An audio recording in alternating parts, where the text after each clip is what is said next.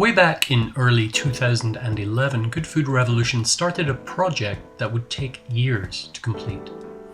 Over the course of 36 months, we filmed upwards of 1,000 test subjects tasting what is known as a PTC strip.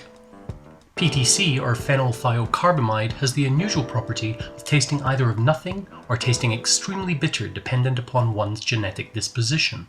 Despite a bit of media attention, we never actually got around to producing that piece. Until now, that is. Here's a little teaser.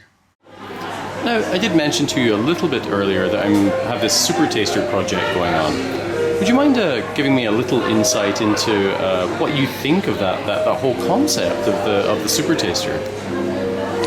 I think there's a danger that it can be overplayed, frankly. I suspect that whatever anybody is, whether super, non, or middle, what do you call the middlers? Median? Median tasters.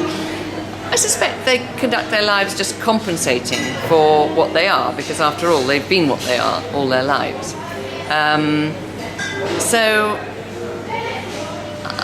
I suspect that as someone who tastes, I don't know, thousands of wines a year and is recommending them and writing notes on them all the time on my website, it might well be easier for me to be a medium taster because I'm therefore closer to everybody else's taste.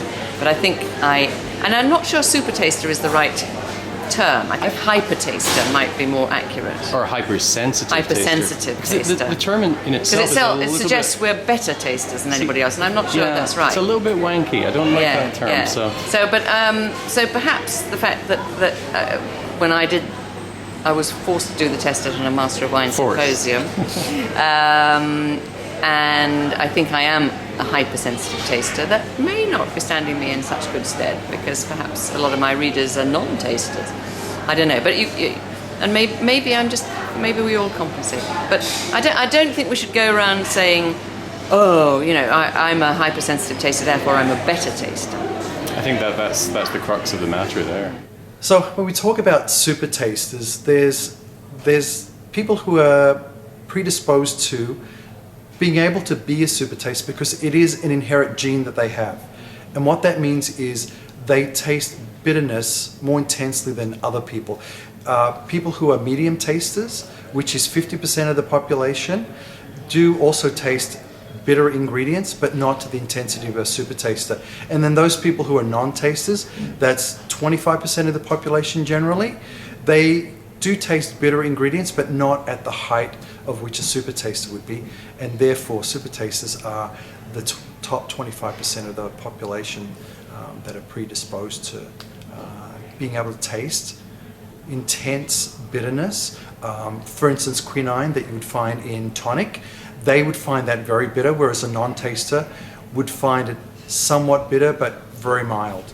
So in our industry, typically sommeliers are super tasters, and that makes sense. Chefs are often medium tasters, and bakers and pastry cooks are often non-tasters, but that doesn't mean that they can't taste. It just means when it comes to bitter ingredients, they have a different sensitivity and different reaction to bitter items like bitter greens, a black coffee, tonic water. They experience these flavors differently. So if you're both sitting down having the same salad that has bitter greens, one's going to experience the bitterness a lot more than the other person. And obviously that's why we want people to know that people are just different in the way they taste food.